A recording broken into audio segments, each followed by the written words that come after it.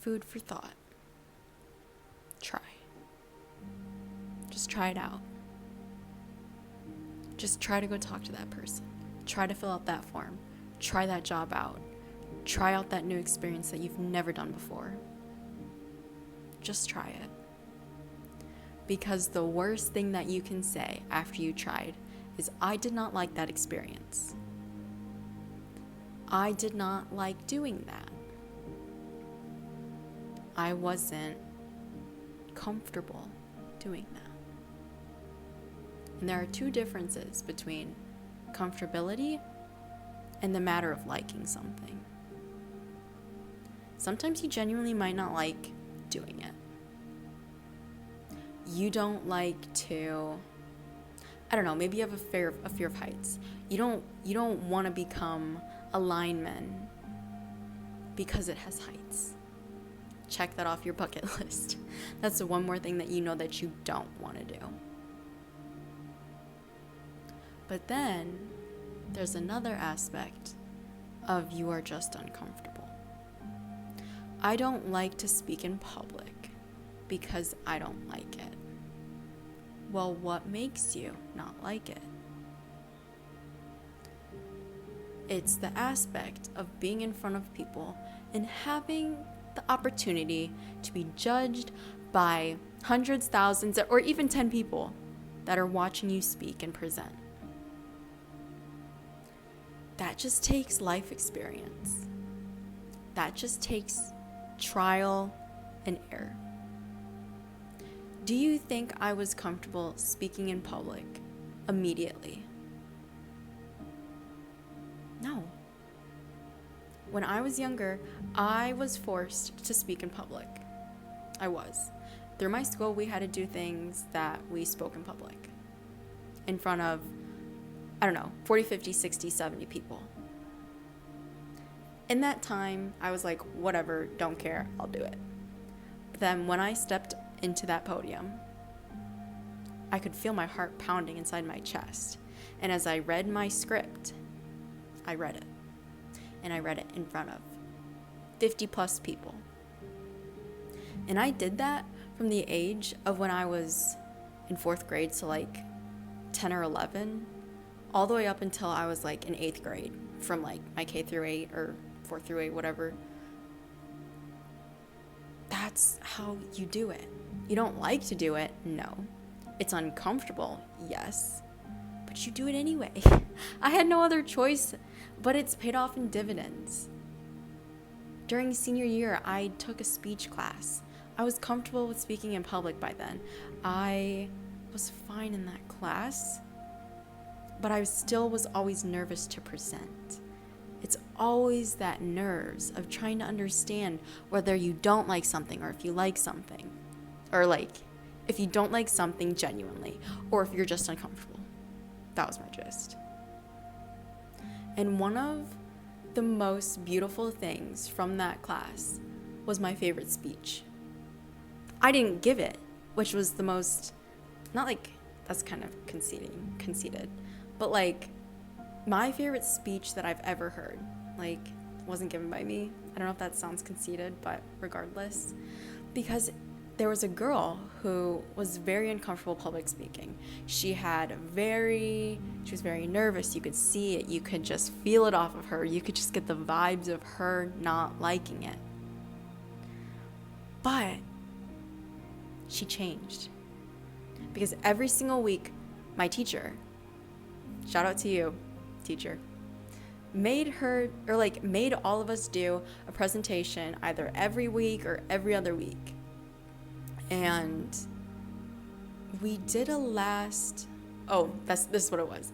We did like during senior week, like seniors get out like 3 weeks early, whatever. And the last week I was there, she gave my favorite speech. The one who could not get in front of the class to talk, the one who was nervous talking, the one who was the most nervous to talk, gave my favorite speech.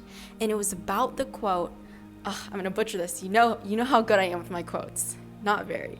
But it was about how, it was like, don't judge I don't even know. It was like, don't judge a fish based Don't judge a fish based on its ability to climb a tree.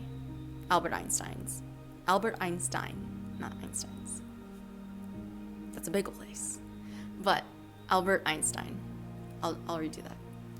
Do not judge a fish by its ability to climb a tree. Albert Einstein. You can't. I don't even remember. It was just so beautiful. This is what she talked about, how her friend, it was something along the lines of like, her friend was really good at standardized tests, but couldn't play the board game of chess. You know what I'm saying? Like, they're very academically smart, but they're not very good at playing chess. But you can't judge somebody by something that they aren't good at first. That doesn't align, but like, you get the gist of what I'm saying. You can't judge somebody based upon their inability to do something.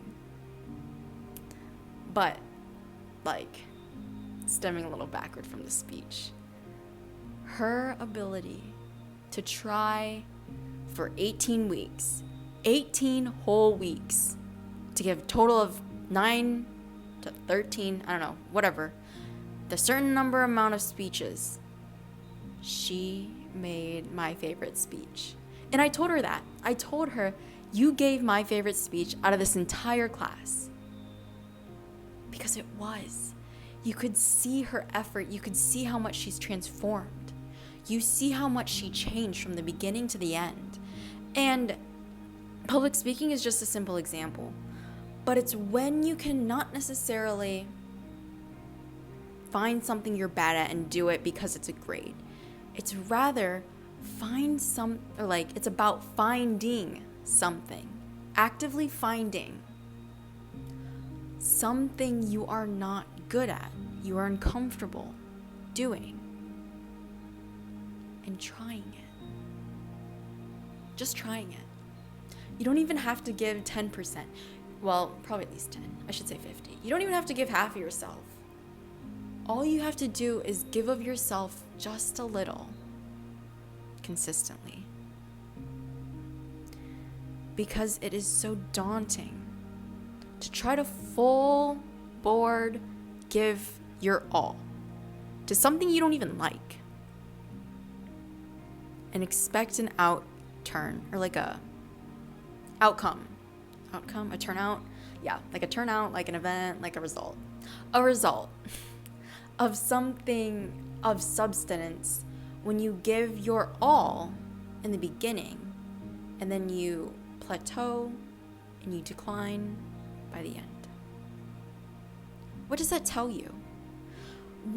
That doesn't even give you the opportunity to fail worse than you already are when you're trying. It makes sense to me, but imagine, this is how I picture it. Imagine you're holding a basketball, okay? Imagine yourself in front of a basketball hoop, and you're just trying to do a free throw, but you don't do it. You study it's literally like you study the form, like the circle of the basketball, like the circumference of the basketball. You study the aerodynamics. You understand the physics. You understand how much force you should put behind it. You understand all these different components of the basketball and the aerodynamics of it all. But you don't try. You don't try it at all. And that's what I'm saying, is that you expect to get good at it. You expect to get good, or you expect to be good at throwing free throws when you don't do it. And that's what I'm saying. If you can, you preparing, you studying, you trying to do everything beforehand without actually executing, you gotta fail. You gotta give yourself time to fail. No, her speeches were not good at the very beginning, and maybe not even towards the middle, and maybe not even towards the quarter of the end until the semester was almost over. But it was that last speech, her last speech that I heard, that was beautiful, beautiful, you know? And you just gotta let yourself fail, because after every single time you fail, you learn something. This is so funny. I literally saw Cody Sanchez post on YouTube, like a little like comment post thing where you post your thoughts, and that said, my richest mentor's advice: I am not good at something because I'm good at it. I am good at something because I am fastest at it. By the time these people try to do it once, I have done it 3 times and failed and have learned. What she's saying and what her mentor was saying was that her mentor has done it, that her mentor has literally done the free throw. And he's failed so many times. Like, imagine you were like trying to hit the free throw. You were trying to hit the rim. Imagine you just hit the rim, you hit the backboard, you airball it. And then all of a sudden you get a swoosh. And by the time the last people come along and they randomly get it, by the time that they were studying all that aerodynamic and all that physics and all that pre-context, they might have got it, but they did not try. And with trial comes error, and with error comes learning, and with learning comes experience and life experience, and you can use that and use it for other things in life. Because you do not have to be good at free throws. You do not have to be good at speeches. All you have to be good at is trying. And with trial and trying and error comes results. You cannot expect greatness from yourself without failure. You cannot expect to be wrong, or you cannot expect to be right without being wrong. Because sometimes you have to look stupid to eventually look smart. Sometimes you're going to have to ask that question and try to figure out that answer, and then you will be able to teach yourself that information to then teach others.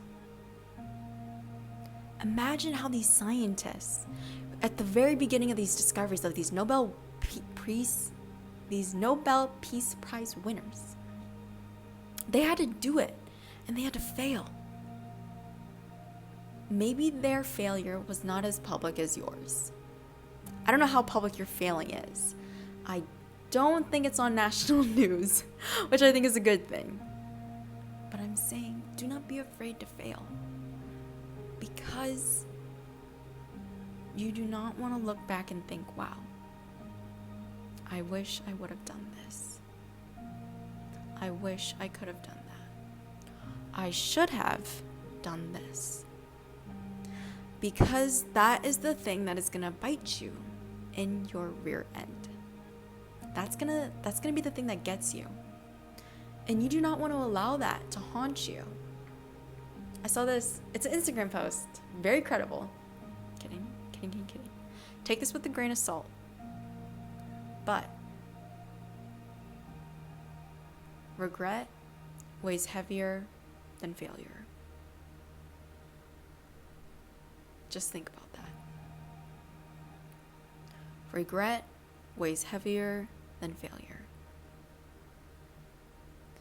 Because you and I both know you are capable of doing what you're afraid of. You and I both know you have the mental, physical, emotional, and spiritual capabilities of doing what you want. You would not be given, I will say this on the rooftop, you were not given that dream because you are incapable of doing it and you're being mocked by, just chastised for not being able to do it. You're like 100% capable of doing that. And you just need to believe in yourself to give it a try. No, it's not going to be easy. No, it's not going to be fun in the beginning. But nothing is when you're bad at it. And that's how life is. You are not going to be good at the thing that you don't try. You are not going to be good at the thing that you try 1,000 times. You are not going to be good at the thing that you first, or like you try after like a bajillion trillion times. But you'll be best, or you will be better the trillionth, billionth in one time. So let today be the start of when you try. Let today be the new day that you can start something new. Let today be the day you begin and try. Food for thought.